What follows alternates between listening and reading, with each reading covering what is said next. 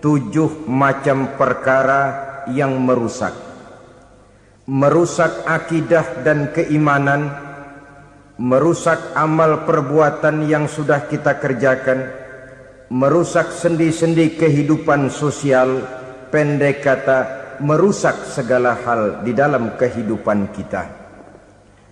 Jauhilah olehmu 7 macam perkara yang merusak.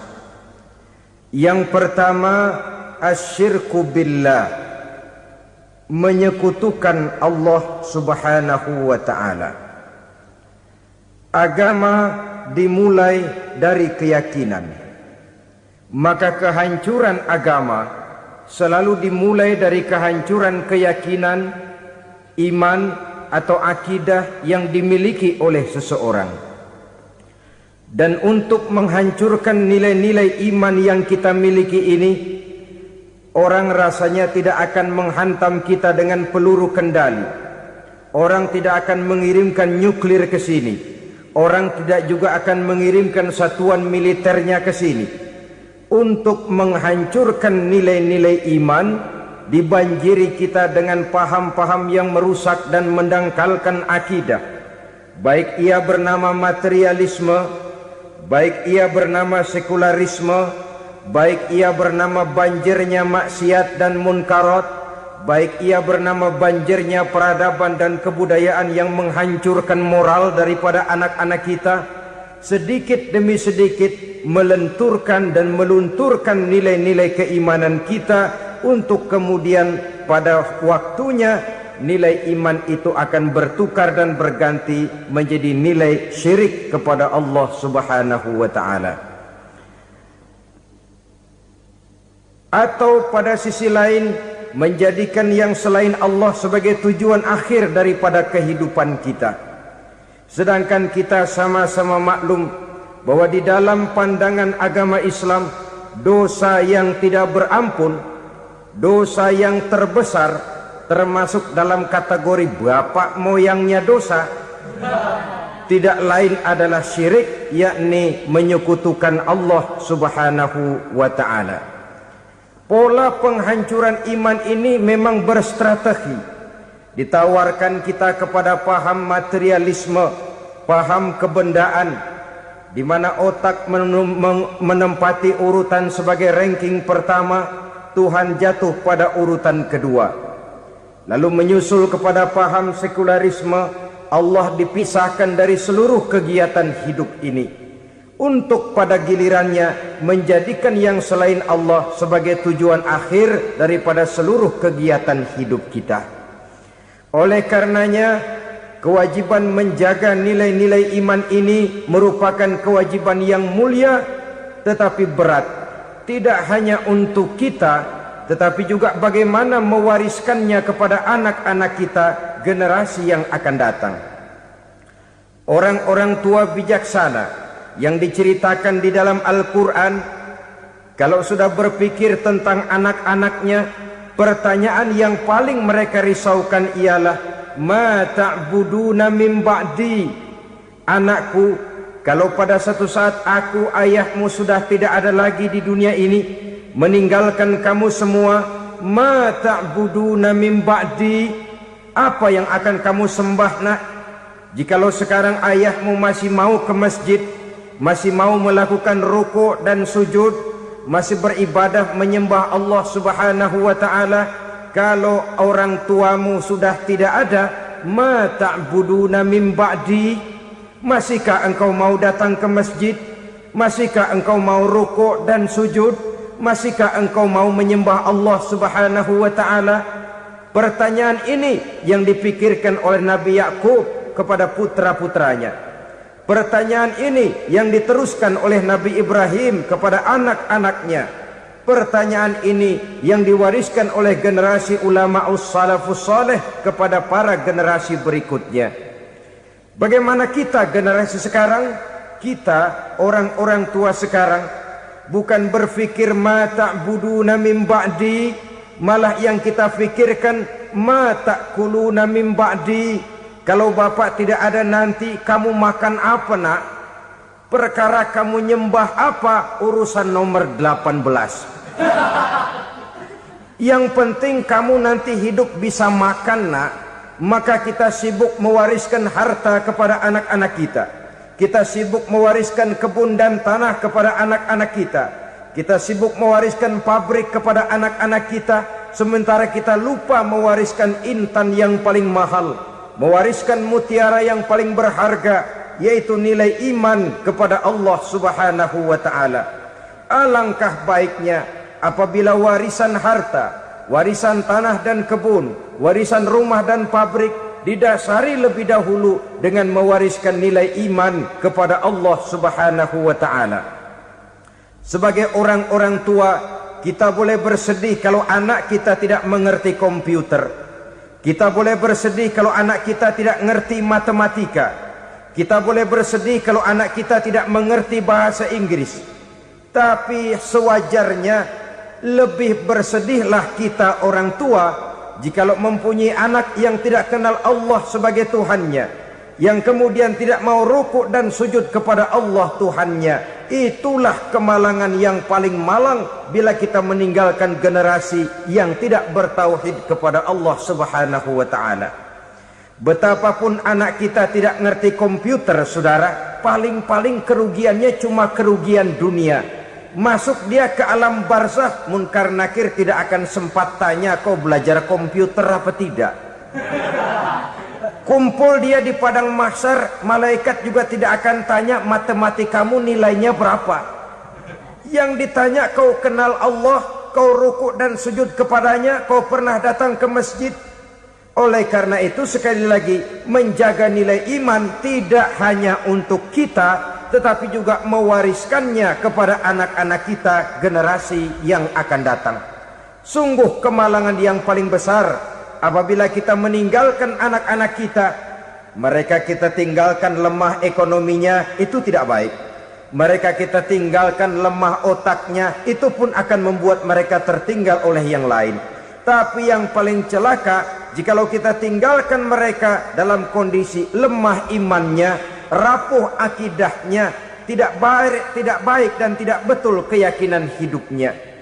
Oleh karena itu Nabi berpesan, jauhilah 7 perkara yang merusak. Yang pertama, syirik kepada Allah Subhanahu wa ta'ala. Menyekutukan Allah baik dalam ucapan, dalam keyakinan ataupun dalam perbuatan. Ini perkara pertama yang termasuk 7 perusak besar di dalam kehidupan. Kalau sudah jatuh kita ke lembah syirik, bagaimanapun banyak kebaikan yang kita kerjakan, berjiwa sosial, bertangan pemurah, gemar menolong orang lain, kalau memang dasarnya syirik, maka seluruh kebaikan kita akan hancur, tidak akan ada nilainya dalam pandangan Allah Subhanahu wa ta'ala. Dalam pandangan manusia mungkin kita dicatat sebagai orang sosial, gemar menolong orang lain, tidak berpangku tangan melihat orang yang mendapat kesulitan. Tapi oleh karena dasarnya syirik, dasarnya tidak mentauhidkan Allah, maka seluruh nilai kebaikan yang kita kerjakan tidak akan ada nilainya dalam pandangan Allah Subhanahu wa ta'ala. Maka jagalah iman kita, jangan sampai dihinggapi penyakit syirik yang bagaimana kecilnya sekalipun. Sekali lagi, baik syirik dalam bentuk ucapan, syirik dalam bentuk keyakinan, sampai kepada syirik dalam bentuk perbuatan, kita berhindar kepada sifat-sifat yang sedemikian itu. Karena apa? Dalam satu ayat Quran Allah Subhanahu wa ta'ala menjelaskan, innallaha la yaghfiru ayyushraka bih wa yaghfiru ma duna dzalika liman yasha. Allah tidak akan memberi ampun kepada orang-orang yang menyekutukannya, tapi Allah masih mau memberikan ampun kepada dosa-dosa yang selain itu bagi orang-orang yang dikehendakinya. Dosa selain syirik, apabila kita bertaubat, Allah masih mau mengampuni. Tapi kalau sudah jatuh ke tempat syirik, itu sudah dosa yang tidak berampun. Taubatnya tidak lain melepas syirik, kembali kepada tauhid, berkeyakinan bahwa hanya ada Allah Subhanahu wa ta'ala, Tuhan satu-satunya, yang lam yalid walam yulad walam yakul lahu kufuwan ahad. tidak beranak, tidak pula diperanakkan, dan tidak satupun yang dapat menyerupai Tuhan Allah Subhanahu wa ta'ala. Saudara-saudara kaum muslimin rahimakumullah, bahwa kita di zaman sekarang memang tidak menyembah berhala, ya. Bahwa kita tidak berterang-terangan mengatakan Tuhan lebih dari satu, memang. Bahwa kita tidak berkeyakinan Tuhan itu punya anak atau diperanakkan, tentu. Tapi dalam perbuatan dan i'tiqad kita kadang-kadang jatuh tanpa kita sadari ke tempat yang bernama syirik ini. Oleh karenanya, di zaman di mana teknologi makin canggih, di mana kemajuan pembangunan makin menjangkau berbagai aspek kehidupan, diperlukan keseimbangan antara kemajuan fisik material dengan kemajuan mental spiritual. Apabila tidak ada keseimbangan, yang terwujud tentulah kepincangan, yang diawali dengan pincangnya cara kita berpikir, sehingga pada akhirnya akan mengarah kepada pincangnya cara kita berbuat dan bertindak di dalam kehidupan kita. Oleh karena itu Nabi berpesan, jauhilah sifat syirik, karena syirik merupakan dosa yang teramat besar. Ini sifat merusak yang pertama. Yang kedua kata Nabi, wasihra, jauhilah sihir. Sihir ini juga termasuk perkara yang merusak kehidupan. Kita semua sama-sama maklum bahwa sihir sebenarnya bukan persoalan baru. Sejak sebelum datang Islam, sihir itu sudah ada. Di zaman Yunani kuno, sihir ada. Di zaman Mesir kuno, di zaman Cina kuno, dan yang lain-lain yang serba kuno, sihir itu sudah ada. Bahkan para nabi pun, para rasul yang diutus oleh Allah Subhanahu wa ta'ala, senantiasa berhadapan dengan ahli-ahli sihir untuk menguji kebenaran dari misi yang mereka bawa.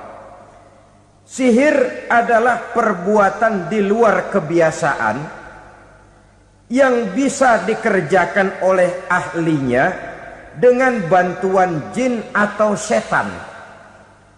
Hukum mempelajari sihir adalah haram, mengamalkannya lebih haram lagi. Sebab itu saudara-saudara, sihir merupakan perbuatan merusak yang harus kita jauhi. Ciri-ciri daripada perbuatan sihir, pertama, ia mengandung tipuan, bayangan khayal. Di zaman Nabi Musa misalnya, orang melihat tambang-tambang itu seperti ular. Nabi Musa melayangkan tongkatnya menjadi ular-ular besar yang memakan ular-ular kecil ciptaan tukang-tukang sihir Fir'aun tadi. Lalu sihir bisa terjadi dengan bantuan jin kafir atau setan. Kemudian ciri yang ketiga, sifatnya halus dan tersembunyi. Taruh kata ada seorang ahli sihir yang mempergunakan ayat-ayat Quran sebagai jompa-jampe, sebagai baca-bacaan, itu cuma sekedar kedok. Tujuannya tidak lain menjadikan agama sebagai ketok untuk membenarkan cara yang dimurkai oleh Allah Subhanahu wa ta'ala. Satu hadis yang diriwayatkan oleh Imam Bazar dan Tabrani, Nabi berpesan, laisa minna man tatayyara lahu au takahhana au tukuhhina lahu au sahira lahu. Tidak termasuk ke dalam golonganku, kata Nabi. Tidak termasuk umatku. Siapa mereka? Man tatayyara lahu, orang yang bertatoyur. Apa tatoyur itu? Dari kalimat toyaro, artinya terbang. Toir biasa diartikan dengan burung. Tatoyaro percaya kepada suara-suara burung. Man tatayyara lahu, mempercayai, meyakini dengan benar-benar kepada suara beburungan. Kan suka ada itu, nah bunyi burung tuh, maling liwat. Maling liwat. Burung bunyi, maling liwat. Itu termasuk tatoyaro lahu, percaya kepada suara burung. Kan aneh kalau suara orang nggak dipercaya, suara burung malah dipercaya. Ada ustadz ceramah, kiai ngaji, nggak mau didengerin, burung dengerin bener. Nah, suaranya dari sebelah mana? Belah kulon. Nah, itu tandanya ano. Habis dihitung-hitung. Itu termasuk tatoyaro lahu. Au takahana, atau bertenung, au tukuhina, atau minta ditenungkan, au sahirolahu, atau melakukan perbuatan sihir, atau minta disihirkan. Laisa minna, tidak termasuk ke dalam golonganku, kata Nabi. Sehingga dengan demikian saudara-saudara, menghadapi sihir dengan sihir sekalipun termasuk perbuatan yang tidak diajarkan oleh agama. Kita kan mempelajari sihir untuk jaga diri, tidak apa-apa. Yang dilarang mengamalkannya, dilarang juga mempelajarinya. Sebab orang kalau sudah mengetahui, biasanya lalu terangsang untuk mencoba. Kalau percobaannya berhasil, biasanya terangsang untuk coba lagi dan coba lagi. Pada akhirnya ketagihan, lalu beralih menjadi profesi, apalagi itu nanti bisa mendatangkan hasil uang. Saudara-saudara kaum muslimin rahimakumullah, kita manusia makhluk nyata. Kita hidup di alam nyata, terikat oleh sunnatullah, causality. Oleh karenanya, bagi kita keyakinan yang penuh, keikhlasan di dalam bertuhankan Allah, penyerahan diri sepenuhnya hanya kepadanya, itu sudah merupakan obat penangkal yang sangat ampuh agar kita tidak terkena penyakit-penyakit yang dibuat oleh setan dan para pembantunya. Sehingga beberapa ayat Quran mengajarkan, misalnya a'udzu bikalimatillahi tammati min syarri ma khalaq, atau bismillazi la yadurru ma'asmihi syai'un fil ardi wala fis sama, dengan menyebut nama Allah yang tidak bisa mendatangkan bahaya sedikit pun, dari baik yang datang dari langit maupun yang datang dari bumi. Jiwa yang kosong dari keyakinan yang penuh kepada Allah, jiwa yang penuh was-was dan ragu-ragu, itu yang mudah terserang oleh penyakit-penyakit yang dikerjakan oleh para tukang-tukang sihir, yaitu oleh setan dan seluruh para pembantunya. Kemudian hadis kedua yang diriwayatkan oleh Imam Ibnu Hibban, Nabi bersabda, la yadkhulul jannata mudminu khamrin wala mu'minu bisihrin wala qati'u rahmin. Tidak masuk surga. Ini Nabi yang bilang, tidak masuk surga. Siapa itu? Pertama, mudminu khamrin, orang yang berkekalan dalam mabuk. Selalu mudminun itu sudah menjadi perbuatan rutinnya, tidak kapok-kapoknya, teler seumur hidup. Mudminu khamrin, tidak masuk surga orang yang selalu bermabuk-mabukan. Yang kedua, wala mu'minu bisihrin, orang mukmin tapi main sihir.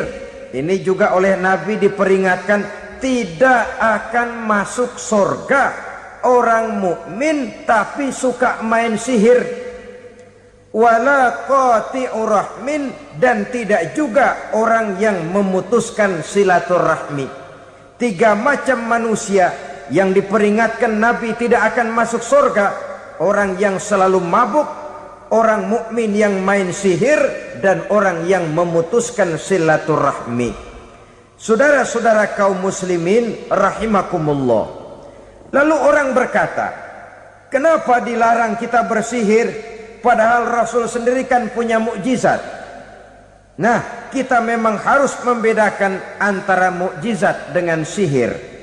Dalam kehidupan agama kita kenal ada yang namanya mukjizat, ada yang namanya karomah atau keramat biasa diucapkan, ada yang namanya maunah, ada yang namanya irhas, ada juga yang namanya sihir. Kesemuanya ini berbeda, saudara-saudara. Yang dinamakan mukjizat itu khusus untuk para rasul saja.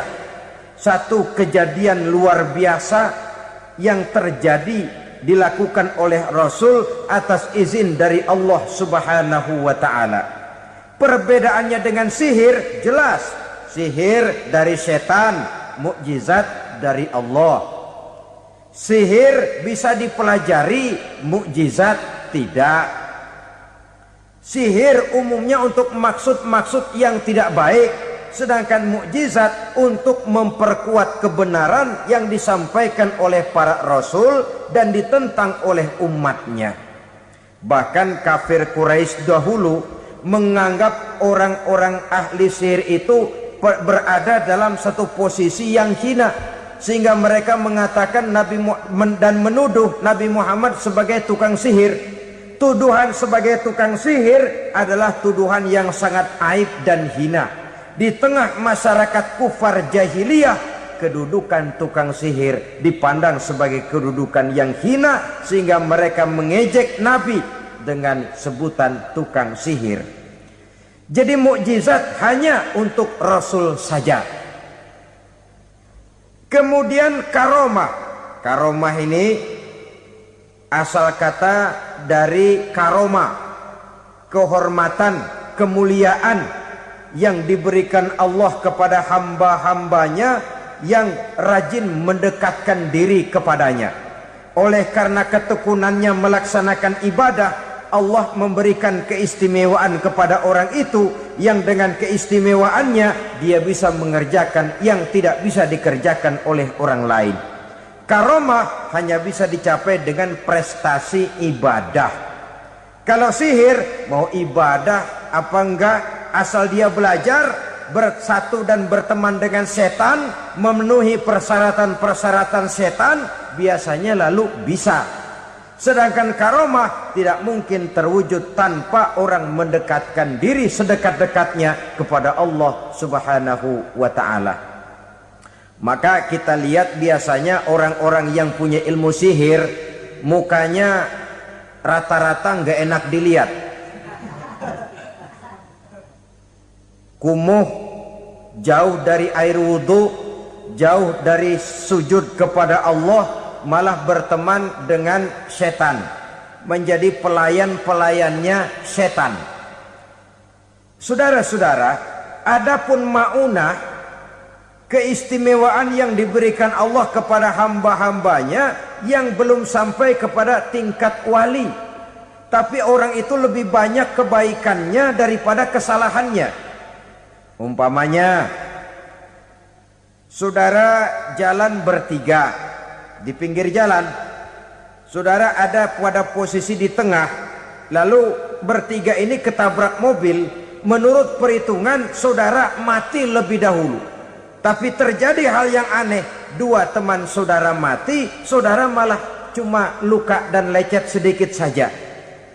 Apa itu? Kalau kita lebih banyak kebaikannya daripada kesalahannya, itu yang dinamakan maunah, pertolongan yang diberikan Allah kepada hamba-hambanya yang lebih banyak kebaikannya daripada kesalahannya.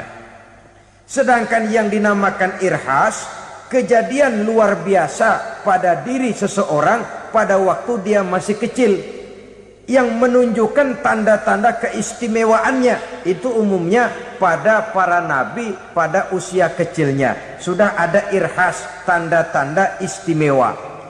Jelas baik mukjizat, karomah, maunah maupun irhas berbeda dengan sihir. Sihir ini jelas saja merupakan bantuan dan persekutuan antara manusia dengan setan. Padahal setan, kata Allah dalam Al-Quran, innahu lakum aduwwum mubin, sesungguhnya setan bagi kamu adalah musuh yang sangat jelas. Saudara-saudara kaum muslimin rahimakumullah, di zaman sekarang dalam menghadapi beban kehidupan yang makin pelik, menghadapi stres yang tidak kunjung selesai, menghadapi persoalan-persoalan yang teramat berat, orang sering mencari jalan keluar kepada hal-hal yang menurut pendapatnya bisa meringankan beban moralnya itu. Pergilah dia mencari sesuatu yang dapat meringankan bebannya. Dan tidak jarang yang jatuh ke pangkuan tukang-tukang tenung, ke pangkuan tukang-tukang sihir, yang mereka itu oleh Quran dijelaskan kadzabal munajjimun walau sodaku.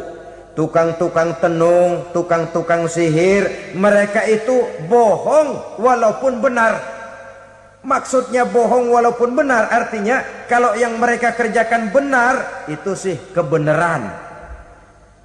Benar dengan kebenaran itu lain. Kebenaran, kebetulan bisa, tapi tidak untuk selalu. Apalagi kalau itu sudah membahayakan kehidupan orang lain. Jadi oleh karena itu Nabi berpesan jauhilah daripada sihir.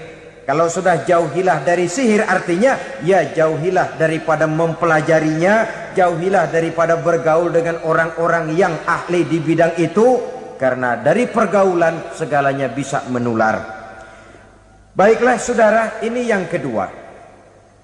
Yang ketiga pesan Nabi, wa qatlan nafsil lati harramallahu illa bil haq. Membunuh orang lain dengan cara yang tidak benar. Membunuh orang yang diharamkan oleh Allah Subhanahu wa taala untuk melakukannya kecuali dengan alasan yang benar. Kita tahu Islam adalah agama damai. Sesuai dengan namanya, ia tidak dikembangkan dengan pedang dan kekerasan. Ia dikembangkan dengan keteladanan dan tuntunan moral. Oleh karena Islam bukan agama kekerasan, Islam pun tidak mementingkan dan mengajarkan kekerasan kecuali dengan alasan yang benar dan bisa dipertanggungjawabkan. Membunuh dengan sengaja, menghilangkan nyawa orang lain tanpa alasan yang bisa dibenarkan adalah merupakan dosa besar dan satu di antara 7 perkara yang bisa mendatangkan kerusakan dalam kehidupan dan yang hendaknya harus kita jauhi. Saudara-saudara kaum muslimin rahimakumullah, beberapa waktu yang lalu di sebuah kota kecil yang indah bernama New Auckland. Saudara tahu New Auckland? Itu dari Gunung Kidul masih ngidul lagi. Pernah diadakan satu seminar yang membicarakan bagaimana menyelamatkan masyarakat manusia dari bahaya Perang Dunia Ketiga. Diperkirakan kalau terjadi Perang Dunia Ketiga, manusia tidak akan tersisa. Sebab apa? Pada waktu itu cadangan nuklir yang dimiliki oleh bersama Amerika dan Rusia konon sudah sanggup memusnahkan 6 miliar manusia pada saat jumlah manusia baru 5 miliar. Jadi kelebihan nuklir dunia ini. Kalau terjadi Perang Dunia Ketiga, sulit manusia untuk tersisa. Maka dibahaslah di dalam seminar itu, wah, supaya tidak terjadi Perang Dunia Ketiga, maka perlombaan membuat senjata-senjata canggih, alat-alat pembunuh modern harus segera dibatasi. Dibahas, tidak mungkin kita membatasi perlombaan membuat senjata. Kenapa? Makin maju ilmu dan teknologi, makin canggih senjata yang ditemukan. Atom sudah meningkat menjadi nuklir, nuklir sudah meningkat menjadi neutron, dan kita tahu bom yang bernama neutron ini bom yang cukup membunuh tanpa perlu merusak. Artinya kalau dia diledakkan di kota kita ini, bangunan utuh, jembatan tidak ambruk, rumah-rumah tetap berdiri, tapi semua yang bernama hidup mati. Itu katanya lebih sopan dari bom atom. Sebab kalau si atom ini sudah membunuh, merusak pula. Neutron cukup membunuh saja tanpa perlu merusak.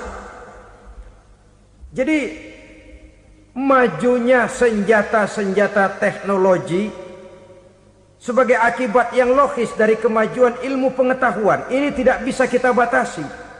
Dan memang sebenarnya yang bahaya bukan senjatanya, tapi manusia yang mengendalikan senjata itu. Mereka kembali kepada prinsip the man behind the gun. Bukan senjatanya yang bahaya, tapi manusia yang mengendalikan senjata itu yang bahaya. Walaupun senjatanya modern, katakanlah model M16 umpamanya, kalau yang mengendalikannya orang beriman, insya Allah aman. Tapi biar megang cuma senapan angin, kalau yang megang orang brutal, ngeri kita deket-deket. Apalagi kalau memang bukan ahlinya menggunakan senjata, bisa ngeker kaki kena jidat.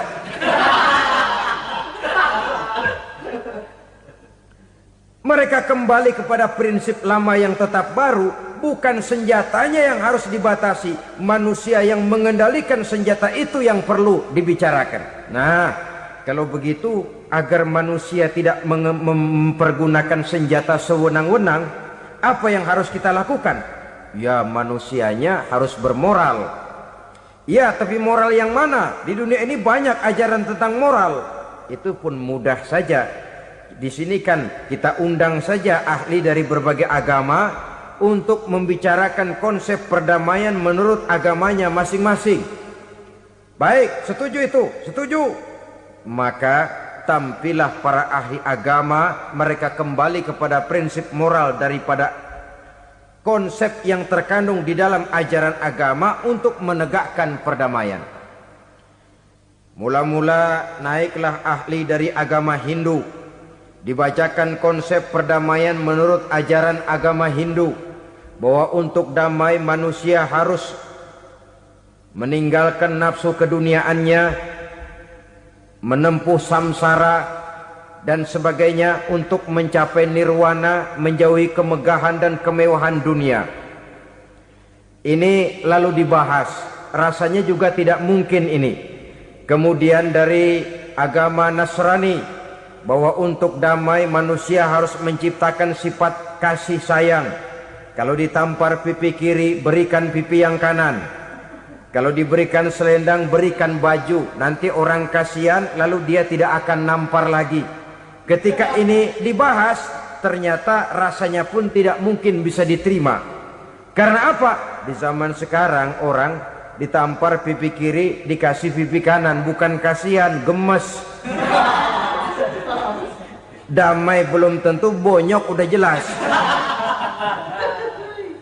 Lalu ketika dibacakan konsep perdamaian menurut Quran, di mana disampaikan ayat wa jazaa'u sayyi'atin sayyi'atun misluha faman afa wa aslaha fa ajruhu 'ala Allah. Balasan terhadap satu kejahatan adalah kejahatan yang seimbang. Tetapi barang siapa yang memberi maaf dan mencari jalan damai, itulah yang terbaik dan akan mendapat pahala dari Allah Subhanahu wa ta'ala. Kamu tidak salah ditampar pipi kirimu, tampar lagi pipi kirinya sekeras dia menampar pipi kirimu. Nanti orang tidak mau menampar kita karena dia tahu kalau dia tampar kita, dia akan menderita tamparan sekeras dia menampar kita. Akan terjadilah prinsip saling hormat menghormati, tidak saling ganggu, tidak saling usil, tidak saling jahil. Atas dasar ini perdamaian bisa ditegakkan. Mereka bisa menerima konsep ini, tapi kemudian seminar ditutup tanpa satu keputusan resmi. Kenapa? Terus terang mereka kagum dengan konsep Islam, tapi sentimen lama terhadap nilai-nilai Islam telah menutup mata mereka untuk menerima kebenaran dari ajaran Al-Quranul Karim. Saudara-saudara kaum muslimin rahimakumullah, kembali kita kepada persoalan pokok. Roh adalah dari Allah. Dia akan kembali kepada Allah, milik mutlak dari Allah. Tidak pantas kita merampasnya dari orang lain. Tidak wajar kita menghilangkannya tanpa alasan yang dibenarkan oleh agama. Di zaman sekarang akibat persaingan hidup yang makin tajam, lapangan kerja yang makin sulit, tensi ekonomi yang makin tinggi, atau karena nilai moral yang makin rendah, atau juga karena rapuhnya pegangan orang kepada agama, nyawa rasanya sudah sedemikian murahnya. Berbagai kasus membuat berdiri bulu roma kita. Ada mayit, ada manusia dipotong 6, dicincang macam kambing. Ada yang dipotong 5, ada yang dipotong 13, dikardusin, dibuang ke tempat sampah. Inna lillahi wa inna ilaihi raji'un. Gejala apa ini? Kanibalisme. Manusia sudah demikian sadisnya, manusia sudah sedemikian buasnya, sehingga sesama manusia diperlakukan seperti hewan. Padahal hewan sendiri belum pernah macan makan macan, bagaimanapun buasnya macan. Belum pernah serigala memakan serigala, bagaimanapun brutalnya serigala. Tetapi manusia makan manusia di zaman sekarang kadang jadi kenyataan dalam kehidupan kita. Kadang persoalannya remeh saja. Soal uang 200 perak, pisau bicara, nyawa melayang. Soal rokok sebatang, celurit bicara, nyawa melayang. Soal-soal yang sama sekali tidak prinsip, begitu mudah kita menghilangkan nyawa orang lain. Padahal Nabi pernah memperingatkan, apabila dua orang muslim sudah berkelahi dan berbunuh-bunuhan, al-qatil wal maktul finnar, yang membunuh dan yang terbunuh dua-duanya neraka. Sahabat heran, ya Rasul, kalau yang terbunuh, kalau yang membunuh masuk neraka itu sih wajar, tapi yang terbunuh kenapa neraka juga? Beliau menjawab, dua-duanya sudah punya niat untuk saling membunuh. Niatnya itu yang diponten. Yang terbunuh cuman lagi apes aja, keduluan dia. Umpama tidak terbunuh, pasti dia yang akan membunuh. Oleh karenanya al-qatil wal maktul, yang membunuh dan yang dibunuh finnar, dua-duanya masuk ke dalam neraka. Islam menghormati kehidupan, tidak hanya terbatas kepada sesama muslim. Orang-orang yang berlainan agama pun yang mau hidup berukun, damai, berdampingan dengan umat Islam, jiwa mereka, darah mereka dilindungi oleh nilai-nilai Islam yang disebut dengan kafir zimmi ini. Mengganggu mereka sama saja dengan mengganggu aku, kata Nabi. Jadi oleh karena itu, sayangilah sesama. Kehidupan adalah anugerah Allah, bukan wewenang kita untuk mencabutnya dari orang lain, bukan wewenang kita untuk merampas dan menghilangkannya dari orang lain. Apa yang tidak enak terjadi pada diri kita, begitu pula lah apabila terjadi pada diri orang lain. Sehingga Nabi mengatakan, la yu'minu ahadukum hatta yuhibba li akhihi ma yuhibbu li nafsihi. Belum dikatakan beriman seseorang kamu apabila dia belum mencintai saudaranya seperti ia mencintai dirinya sendiri. Apa yang enak dirasakan oleh orang lain, enak juga dirasakan oleh dia. Mengukur orang lain dengan diri sendiri. Kalau orang lain tanpa salah saya fitnah, kalau saya tanpa salah difitnah orang, enak apa enggak? Enggak, orang lain juga begitu. Kalau orang lain tanpa salah saya tempeleng kepalanya, enak apa tidak? Tidak. Orang lain juga begitu. Yang tidak enak terjadi pada diri kita, tentu tidak enak juga kalau terjadi pada orang lain. Mengukur orang lain dengan diri sendiri, sehingga tidak timbul sifat egois, tidak menari di atas bangkai orang lain, tidak mendirikan kebahagiaan di atas untayan air mata orang lain. Sehingga dengan demikian saudara-saudara, dia bisa menghormati kehidupan, menghormati orang lain sebagaimana dia ingin dihormati. Inilah perbuatan ketiga yang merusak, membunuh orang lain dengan yang diharamkan Allah tanpa alasan yang benar. Yang ketiga. Kemudian yang keempat, perbuatan merusak wa aklar riba, makan riba. Hidup adalah tolong menolong. Bahasa kerennya take and give katanya. Saling memberi dan saling menerima. Nabi mengajarkan man kuraba kurbatan min kurabid dunya karaballahu lahu kurbatan min kurabi yaumal qiyamah. Wallahu fi aunil abdi madamal abdu fi auni akhihi. Siapa yang meringankan beban dari beban-beban yang dirita seseorang di dalam kehidupan dunia, Allah akan meringankan bebannya daripada beban-beban yang harus dipikulnya di hari kiamat nanti. Wallahu fi aunil abdi madamal abdu fi auni akhihi. Allah senantiasa akan menolong seorang hamba selama hamba itu masih mau menolong saudaranya. Allah selalu akan menolong seorang hamba selama hamba itu masih mau menolong saudaranya. Apabila kita sudah berpangku tangan terhadap kesulitan orang lain, biasanya pun pada saat kita mendapat kesulitan, kita akan sulit juga memperoleh pertolongan. Nah, riba alias renten, kedoknya adalah menolong orang, tapi sama juga bulu buntutnya dilepas, palanya dicekek. Menolong orang pada akhirnya menjadi beban bagi seseorang, dan memang mencari orang-orang yang berada dalam posisi kesulitan.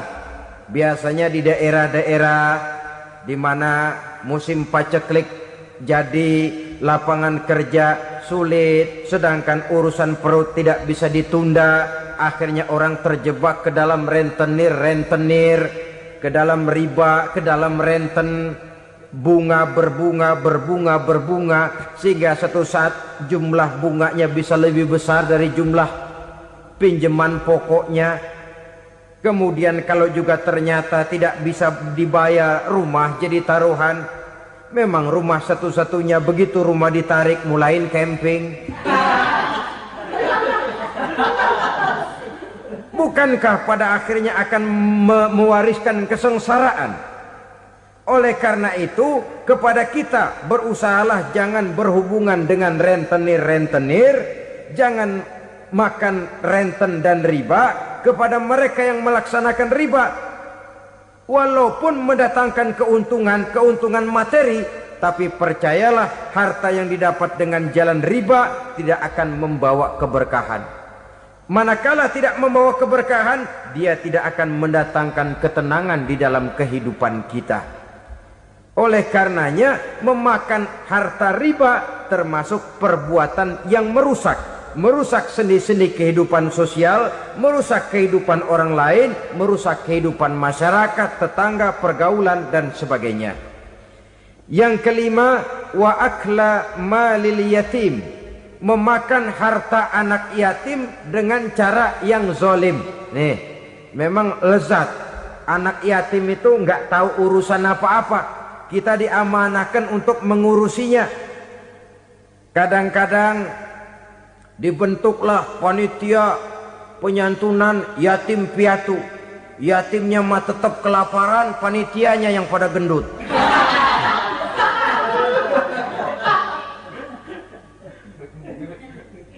Padahal memakan harta anak yatim termasuk perbuatan dosa besar. Dan menjantuni yatim merupakan perbuatan mulia. Nabi mengatakan, ana wa kafilul yatim kahataini yaumal qiyamah. Aku dan orang-orang yang menyantuni anak yatim seperti dua jari ini pada hari kiamat nanti. Dekat sekali.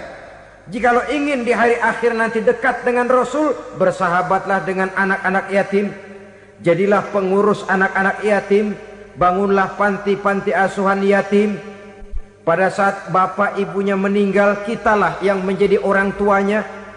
Bahkan sedemikian besar perhatian Islam terhadap anak-anak yatim ini, sehingga Quran memberikan peringatan, ara'aital ladzi yukadzibu biddin fadzalikal ladzi yad'ul yatim wa la yahuddu ala ta'amil miskin. Tahukah kamu siapa orang yang mendustakan agama? Beragama tapi dianggap dusta, solatnya dusta, puasanya dusta karena agamanya sudah berdusta. Siapa mereka?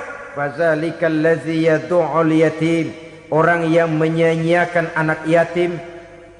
Wala yahuddu ala ta'amil miskin, dan tidak pernah memberi makan kepada orang-orang yang menderita kemiskinan, menyia-nyiakan, meninggalkan anak yatim, termasuk perbuatan yang divonis kita sebagai orang yang mendustakan agama. Saudara-saudara kaum muslimin rahimakumullah, maka sangat dicela mengeksploitir anak-anak yatim, menjadikan mereka sebagai kedok untuk mencari kekayaan pribadi. Tetapi jikalau ikhlas, ganjarannya sangat besar, nilai pahalanya sangat besar. Menyantuni yatim tidak hanya setahun sekali. Kalau Muharram pakai istilah lebaran yatim, dibentuklah panitia, diberilah beras, uang 4-5 ribu rupiah, alhamdulillah. Tapi jangan lupa, si yatim tidak hidup cuma satu hari. Dia tidak hidup cuma di bulan Muharram saja, dia hidup 12 bulan dalam setahun. Sebagaimana anak-anak yang lain, dia juga berhak punya masa depan. Dia juga berhak menikmati bangku sekolah. Dia berhak mengenyam arti dan makna pendidikan. Dia berhak membekali diri dengan ilmu dan pengetahuan, seperti halnya anak-anak yang lain. Maka kita yang diberikan keluasan oleh Allah, ingatlah itu, bersahabatlah dengan anak-anak yatim, santuni mereka. Perkara setahun sekali di bulan Muharram, alhamdulillah, itu bagus, bin Toyib alias baik. Tapi tentu dan tentu sekali lagi, si yatim tidak hanya hidup di bulan Muharram. Dia hidup 12 bulan dalam setahun, 24 jam dan di dalam sehari. Oleh karenanya, menyia-nyiakan mereka pada saat posisi kita memang mampu akan memojokkan kita dalam satu posisi di mana kita dianggap sebagai orang yang mendustakan agama, memakan harta anak yatim dengan cara yang zolim. Bapaknya udah meninggal, kebunnya lebar, anaknya dikelecehin. Nah, dah kamu gak usah pusing, nanti saya yang ngurus. Akhirnya bukan ngurus, nguras. Si yatim mungkin tidak tahu bahwa dia disia-siakan, haknya diambil, miliknya dizolimi. Tapi Allah yang akan membalasnya dengan seadil-adilnya. Maka makan harta anak yatim biasanya balasannya tokcer bin paten. Nggak banyak selang tempo itu, nggak percaya cobain dah. Nyobain aja kan nggak bayar, umpama. Memakan harta anak yatim dengan cara yang zolim, ganjarannya biasanya kontan. Kenapa? Ratapan si miskin, untayan air matanya, jeritan kepedihan hatinya, membuka pintu langit, permohonannya diijabah, getaran hatinya didengarkan oleh Allah. Maka balasannya biasanya kontan, spontan, tidak menunggu waktu terlalu lama. Itu di dunia, belum lagi di akhirat nanti. Bukankah dalam riwayat Mi'raj diceritakan Nabi melihat di neraka itu orang perutnya sebesar rumah? La haula wala quwata. Itu perut kayak rumah, bagaimana jalannya tuh orang?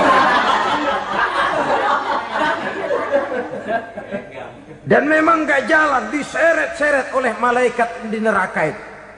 Hancur perutnya, amburadul itu perut. Berantakan isinya, dibulatkan lagi, diseret lagi, hancur lagi, dibulatkan lagi. Sampai Nabi tanya, orang itu begitu berat siksanya kenapa ya Jibril? Itu Muhammad, waktu di dunia dulu rakus banget makan harta anak yatim. Begitu vonisnya, begitu menyedihkan nasibnya di akhirat. Tapi di dunia pun ketidakberkahan itu sudah membayangi kehidupannya. Oleh karena itu, kepada saudara-saudara yang mendapat titipan anak yatim, berbahagialah, karena semulia-mulia rumah adalah rumah yang di dalamnya ada anak yatim yang disantuni. Sehina-hina rumah adalah rumah di mana di dalamnya ada anak yatim yang disia-siakan. Begitu kata Nabi kita. Rumah yang paling mulia dalam pandangan Allah, rumah yang di dalamnya ada anak yatim yang disantuni. Rumah yang paling hina dalam pandangan Allah, rumah yang di dalamnya ada anak yatim yang nasibnya disia-siakan. Berbahagialah saudara apabila menjadi penyantun anak-anak yatim, pelindung mereka, sehingga mereka mempunyai masa depan sebagaimana anak-anak lainnya. Rasulullah sendiri sedemikian peka terhadap keadaan anak-anak yatim karena beliau sendiri memang mengalami umur 6 bulan dalam kandungan ibu, beliau sudah ditinggalkan oleh ayahnya. Pada saat berusia 6 tahun ibu sudah meninggal. Yatim piatu dalam usia di mana beliau sedang perlu belas kasih seorang ibu dan pengertian seorang bapa. Kepekaan itu lalu timbul, bahkan kemudian sampai kepada beliau berkata, aku dan orang yang menyantuni anak yatim seperti jari tengah dan jari telunjuk di hari akhirat nanti. Sedemikian dekatnya. Baiklah ya, jadi yang kelima, memakan harta anak yatim. Jauhi karena ini perbuatan yang merusak. Yang keenam, watawalli yaumaz zahfi, melarikan diri pada hari pertempuran. Apa ini? Khianat. Tidak konsekuen dengan konsep perjuangan. Pada mulanya keras benar teriak, berantas korupsi, ganyang korupsi. Cuma karena belum dapat giliran. Begitu dia naik dapat kesempatan, korupsinya lebih edan dari yang diteriakinya. Ini termasuk tawalli yaumaz zahfi, berpaling pada hari peperangan. Di saat menghadapi musuh, kalau belum kelihatan musuh, teriaknya nyaring bener. Jangan takut demi kebenaran sampai titik darah yang paling penghabisan. Musuh belum kelihatan. Begitu musuh sudah kelihatan, paling dulu lari ke belakang. Kalau diajak berjuang ada saja alasannya. Sehingga Quran memberikan peringatan kepada kita semua. Mengapa kamu ini berat? Kalau sudah diajak berjuang di jalan Allah, kakimu seperti terhunjam berakar di perut bumi. Berat untuk melangkah berjuang. Lari dari pertempuran tidak konsekuen dengan konsepsi perjuangan. Mau enaknya saja. Dalam kondisi yang sulit lalu berpangku tangan. Ini termasuk ciri munafik yang di dalam Al-Quran disindir dengan bahasa kullama adha'a lahum masyaufi wa iza azlama alaihim qamu. Waktu terang mereka jalan, giliran gelap mereka mandek. Artinya, maksudnya kalau giliran ada untungnya aja rame-rame teriak Islam. Tapi begitu diminta berjuang, dituntut berkorban, rame-rame mundur. Waktu dilihat di Islam ada untungnya, rame-rame teriak Islam. Pak, saya Islam banget, Pak. KTP saya Islam, Pak. Pokoknya Islam banget dah. Tapi ketika diminta berjuang, dituntut sedikit berkorban, rame-rame mengundurkan diri. Tahun 65 PKI berontak. Waduh, waktu itu jadi orang Islam untung itu. Nggak dikejar-kejar, aman. Masjid rame, masjid, mobil-mobil mewah parkir di depan musola dan masjid. Kenapa? Waktu itu asal udah ke masjid aman. Islam selamat, untung. Tapi begitu keadaan aman, yang parkir di musola sepeda butut melulu.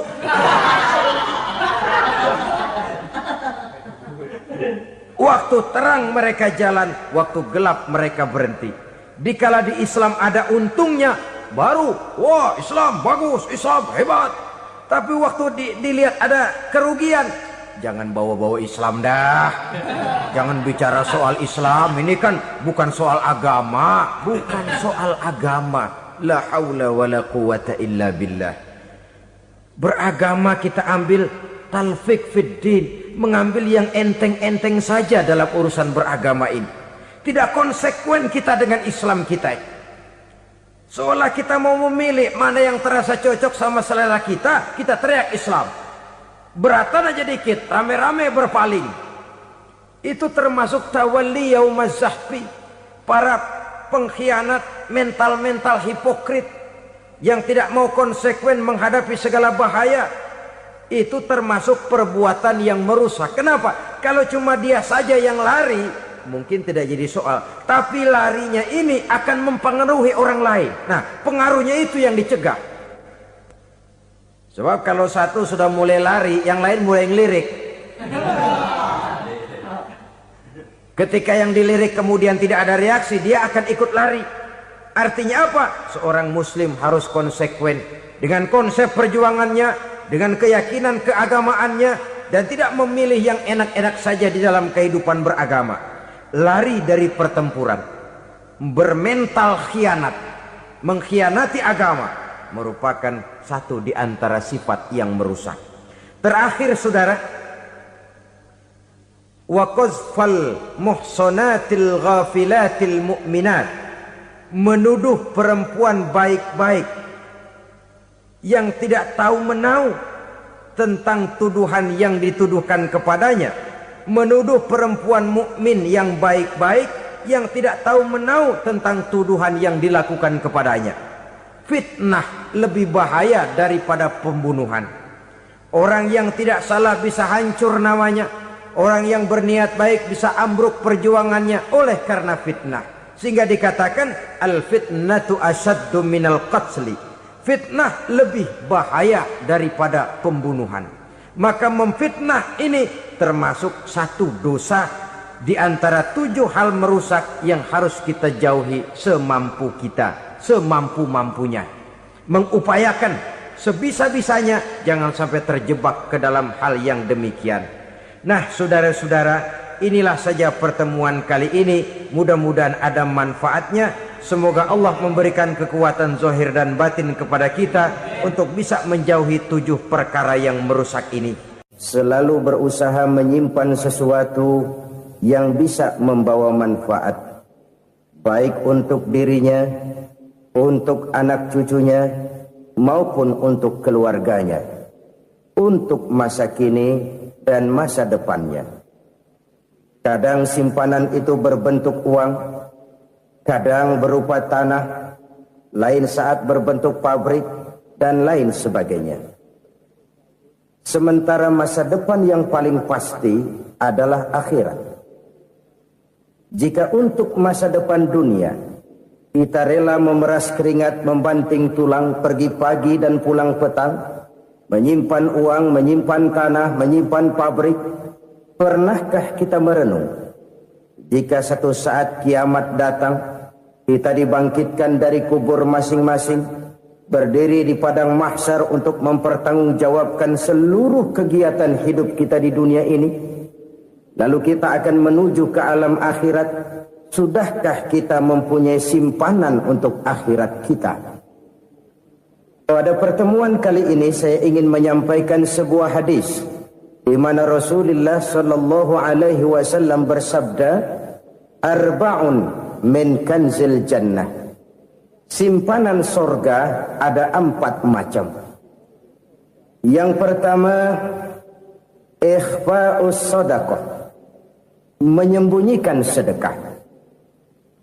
Saudara-saudara kaum muslimin, sebagaimana yang kita maklum bahwa Allah Subhanahu wa taala melebihkan sebagian rezeki dari kita terhadap yang lain. Ada yang kaya, ada yang setengah kaya, ada yang miskin, ada yang setengah miskin, dan selanjutnya. Ada yang gajinya kecil tapi penghasilannya gede. Ada yang penghasilannya gede tapi nggak punya gaji. Ada juga yang memang gajinya gede dan penghasilannya gede. Kelebihan rezeki merupakan sunnatullah dan tidak harus membuat kita merasa lebih dari yang lain. Bahkan sebaliknya, kelebihan itu harus membuat kita ringan tangan untuk menolong mereka yang memang memerlukan pertolongan. Kalau saudara diberikan ilmu, maka pertanyaan akhirat cuma satu: ilmumu kau amalkan untuk apa? Kalau saudara diberikan umur yang panjang, pengadilan akhirat juga bertanya satu: umurmu kau habiskan di mana? Tapi kalau saudara diberikan harta, pengadilan akhirat akan bertanya 2: hartamu kau dapat dari mana, kau belanjakan kemana. Dari mananya ditanya, dan kemananya juga ditanya. Oleh karena kita akan dimintakan pertanggungan jawab, maka amanah yang bernama harta ini harus kita gunakan dengan sebaik-baiknya. Ada penggunaan yang merupakan kewajiban, itu zakat namanya. Ada penggunaan yang sewaktu-waktu, itu infak namanya. Ada yang lebih sewaktu-waktu lagi, dan itu sedekah namanya. Zakat dia terikat oleh haul dan nisab, oleh putaran batas waktu dan ukuran dari harta itu sendiri. Sedangkan infak terikat oleh situasi dan kondisi perekonomian seseorang. Sedangkan sedekah tidak terikat dengan apapun. Dalam kondisi seperti apapun kita bisa melakukan sedekah dengan yang terkecil sekalipun. Sampai-sampai Rasulullah sallallahu alaihi wasallam mengajarkan, la tahqiranna minal ma'rufi syai'an walau an talqa akhaka biwajhin talik. Atau ada hadis, tabassumuka fi wajhi akhika laka sedekah. Senyumanmu kepada temanmu adalah sedekah. Jadi untuk melakukan sedekah tidak harus dalam berbentuk uang. Dengan ilmu kita bisa sedekah. Dengan tenaga kita bisa bersedekah, dengan pikiran kita bisa bersedekah, bahkan senyum kepada teman itu pun sedekah. Jadi kalau sedekah dengan uang memang belum punya uang, nyengir aja banyakin. Itu asal pada tempatnya, jangan lalu ketemu tiang listrik cengengesan. Tentu tidak pada tempatnya dan tidak wajar. Nah, sedekah yang paling dicintai Allah adalah sedekah yang disembunyikan. Artinya jauh dari sifat riya. Kan kadang-kadang ada orang sedekah itu disebutkan namanya. Apa tidak bagus? Kalau memang niatnya ikhlas, ya bagus-bagus saja. Untuk memberikan sugesti kepada yang lain. Di Fulan bin Fulan nyumbang sekian, diumumkan. Boleh kalau niatnya untuk memberikan rangsangan kepada yang lain supaya dia menyumbang lebih besar dari orang tadi. Tapi kalau itu mendatangkan riya, maka sedekah yang paling dicintai Allah adalah sedekah yang disembunyikan. Tangan kiri saja tidak tahu apa yang diberikan oleh tangan kanan. Sedekah yang dilakukan dengan ikhlas akan merupakan perbendaharaan surga. Tersembunyi dari pandangan orang lain, tidak seorang pun tahu. Karena memang sikap yang baik adalah melupakan kebaikan dan mengingat kesalahan. Itu salah satu ciri orang bahagia. Orang yang selalu mengingat kesalahannya dan berusaha melupakan segala kebaikannya. Kalau dia akan berada kebaikan, dia tidak bisa ikut, dia merasa rugi karena dia merasa belum pernah berbuat baik. Tapi kalau akan melakukan kesalahan baru, dia ingat kesalahan yang sudah-sudah, sehingga terhalang baginya untuk melakukan satu kesalahan baru. Demikianlah saudara-saudara, bahwa Allah melebihkan rezeki sebagian kita dari yang lain, agar terjadi tolong-menolong dalam kehidupan ini.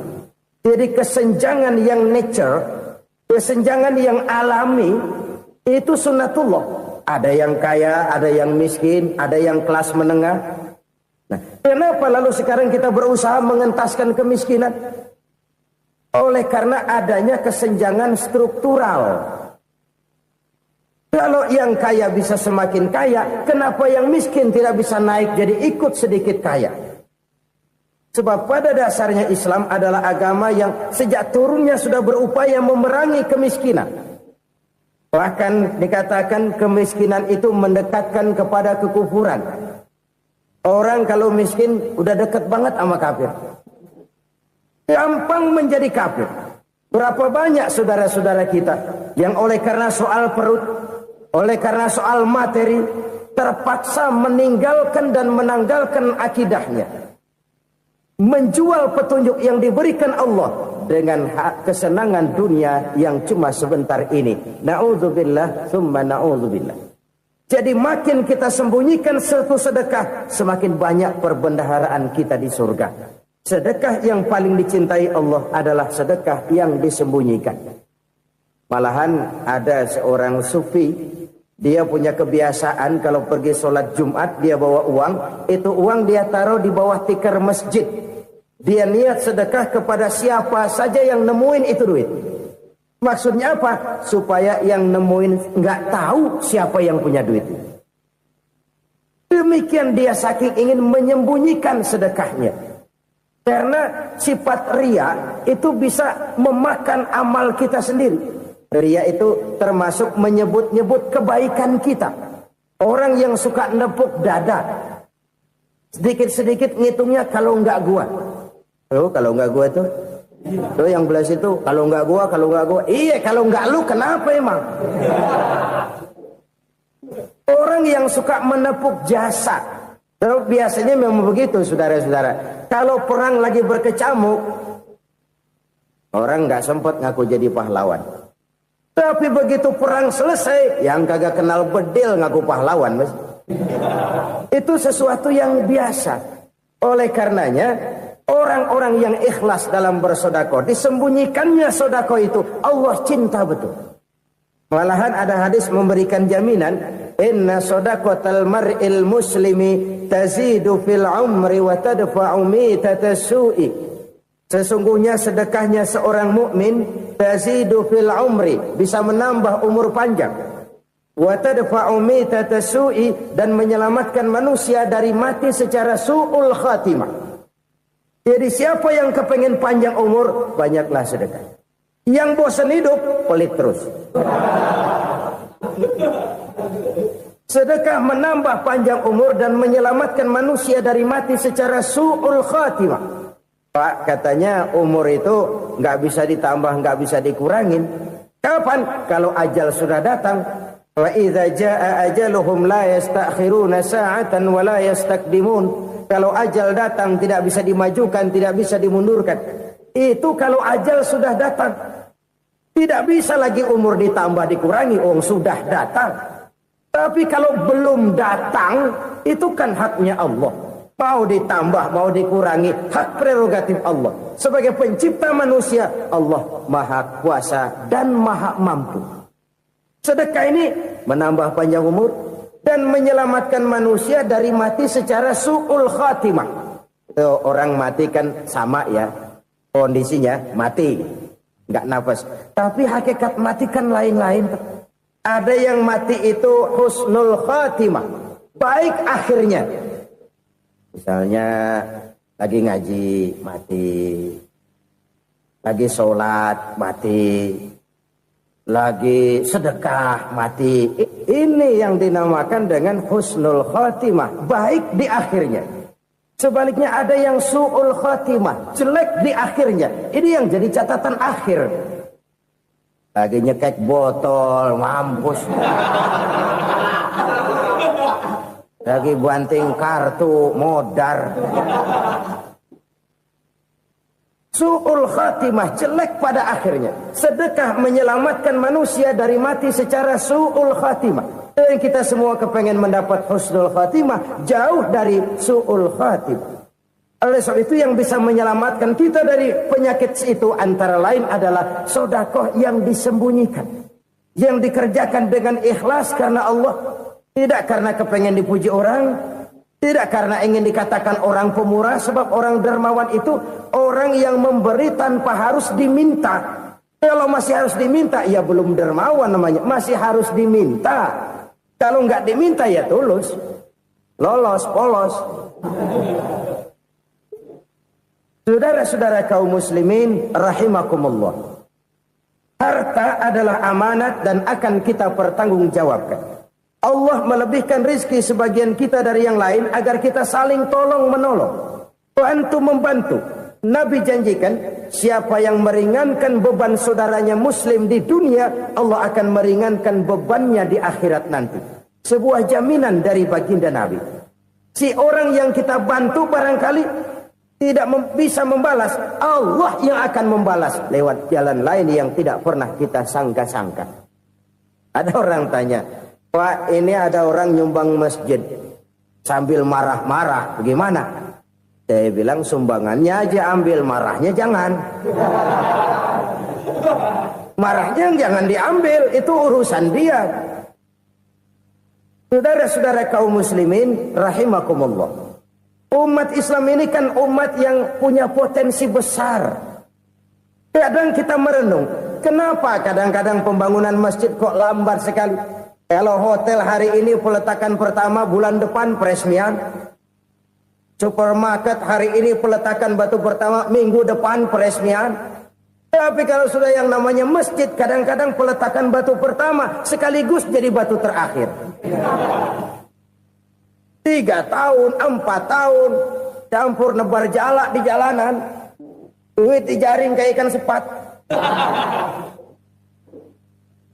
Apa tidak ada orang Islam yang kaya? Banyak. Apa tidak ada pengusaha muslim yang jadi konglomerat? Ada. Lalu yang belum banyak itu yang komit terhadap nilai-nilai agamanya. Akhirnya kita jatuh jadi umat yang lemah. Belum ada pengusaha konglomerat muslim buka pabrik supermi cap beduk misalnya umpamanya atau pabrik kecap cap sorban supaya identitas keislamannya sedikit kelihatan. Kita jatuh jadi umat yang lemah karena potensi tidak terinventarisir dengan baik. Kita ini ibarat kompor yang cuma matengin nasi orang lain. Potensi kita dimanfaatkan oleh orang lain. Ukhuwah Islamiyah kita baru terbatas kepada silaturahmi. Ukhuwah di bidang ekonomi kita lemah. Ukhuwah di bidang kebudayaan kita lemah. Apalagi ukhuwah di bidang politik kita lebih rapuh lagi. Padahal ukhuwah itu adalah totalitas kehidupan manusia. Menyangkut ipolek sosbud. Memerlukan nilai-nilai ukhuwah. Jadi oleh karena itu mari kita menyadari, di dalam harta kita, walaupun kita yang cari, pergi pagi, pulang sore, peras keringat, banting tulang, di sana ada harta anak yatim. Di sana ada hak masjid, di sana ada hak pesantren, di sana ada hak jihad. Berbahagialah seseorang apabila dia oleh Allah dijadikan keran. Keran itu menyimpan air, tapi tidak untuk dirinya, tapi disalurkannya kepada mereka yang memang memerlukannya. Saudara-saudara kaum muslimin rahimakumullah, ini yang pertama. Jadi perbendaharaan surga adalah menyembunyikan sedekah. Orang lain nggak tahu, kita pun nggak pernah ngitung-ngitung. Kita anggap lewat begitu saja, padahal itu deposit akhirat. Satu. Yang kedua, perbendaharaan surga itu apa? Wa kitmanul musibah, menyembunyikan kesulitan. Kadang orang takut menghadapi kesulitan.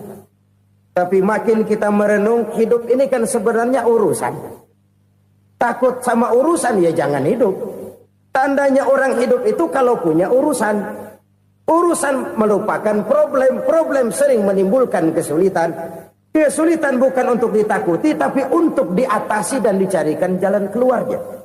Siapa sih orangnya yang gak pernah sulit-sulit? Makin tinggi status sosialnya, makin gede urusannya. Makin tinggi kualitas imannya, makin berat tingkat kesulitannya. Cuma memang yang namanya enak itu seperti pelangi. Biang lala itu gak pernah di atas kepala kita. Di atas kepala orang melulu. Lo sih enak lo, kata kita. Dia juga bilang yang enak kan lo. Pelangi itu nggak pernah di atas kepala kita. Kata tukang beca, aduh enak ya naik Mercy. Kata tukang beca, apa yang di dalam mobil Mercy? Aduh enak bener tukang beca, di jok ngeringkuk ngorok pulas bener. Saya kamar pakai AC sejuk, tempat tidur sutra, empuk, alga, spring bed, kulak kulik nggak bisa pulas kalau belum minum Valium, belum tidur. Enak bener tukang beca, di jok ngorok nggak tahu wetan kulon. Itu tukang beca bilang yang di Mercy enak, yang di Mercy bilang tukang beca enak. Inilah enak, nggak pernah di atas kepala kita, di atas kepala orang lain melulu enak itu. Nah, saudara-saudara, yang merupakan perbendaharaan surga itu orang yang bisa menyembunyikan kesulitan. Baik pribadi ataupun rumah tangga. Nih terutama rumah tangga yang jadi soalnya. Kadang-kadang kita ini kalau senang, sebaliknya. Kalau senang kita diam. Kalem aja, cuek. Banyak banget duit kita, bawaan diam aja udah. Malah ketemu orang takut. Tapi begitu susah, sekampung tahu.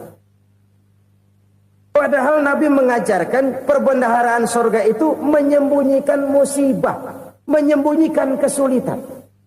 Kalau enak, cerita sama orang-orang. Kalau nggak enak, rasain sendiri, tekan sendiri, atasin sendiri. Kita kan sebaliknya. Senang kita diam, asal lagi susah, paling tidak kita nyari teman buat cerita kesusahan. Siapa orangnya yang nggak pernah susah? Cuma soalnya bagaimana kita mengatasi kesusahan itu sendiri. Begitu juga misalnya kalau orang sudah berumah tangga, itu orang tuanya harus menjadi tempat dia cerita yang enak-enak saja. Yang nggak enak rasain berdua, selesaikan berdua, atasin berdua. Jangan dibalik. Asal senang diam, giliran susah saja. Maknya laporan. Terbalik. Bisa menjaga security informasi. Maka nama bayam keluar diam. Malah seluitan. Enak amat lu makan daging ayam. Security informasi. Saudara-saudara kaum muslimin rahimakumullah. Ujian yang terberat itu yang pernah diberikan kepada para nabi, para rasul, para aulia, para ulama. Makin tinggi keimanan, makin berat bentuk kesulitan. Ayo saya kemukakan satu contoh saja. Ada seorang nabi yang kaya, nabi kaya, namanya Nabi Ayub. Iblis kalau orang begini kan keki, ibadahnya rajin, kaya. Nih yang kayak begini susah digodain. Kalau ibadahnya rajin, miskin, kali bisa disogok. Sini imannya mantap, ibadahnya rajin, kaya, nabi lagi. Tapi namanya iblis nggak kurang akal. Laporan, Tuhan, kenapa Les? Ya ini bahasa saya, bahasa Qurannya sih nggak gitu. Itu hambamu yang namanya Ayub, dia rajin ibadah cuma karena dikasih kaya aja. Coba kasih miskin dia, berhenti dia sembahyang. Ah kamu bisa aja. Saya tahu Ayub itu hambaku yang ikhlas. Saya buktiin Tuhan, silahkan. Dibuktiinlah iblis turun ke alamin. Yang mula-mula dia lakukan, dia rusak sawah ladang Nabi Ayub. Dia binasakan binatang ternak Nabi Ayub. Sehingga dalam waktu singkat jatuhlah Nabi Ayub dari orang paling kaya jadi orang paling miskin. Beliau masih ibadah di mihrab dalam masjid. Datang iblis. Saudara Ayub, ya. Lagi ngapain? Ibadah. Nyembah Allah, nyembah Allah. Oh, percuma. Kenapa? Tuhan yang ente sembah nih, dia udah bikin miskin ente. Sawah ladang ente hancur lebur, binatang ternak binasa. Sekarang ente jadi orang paling miskin.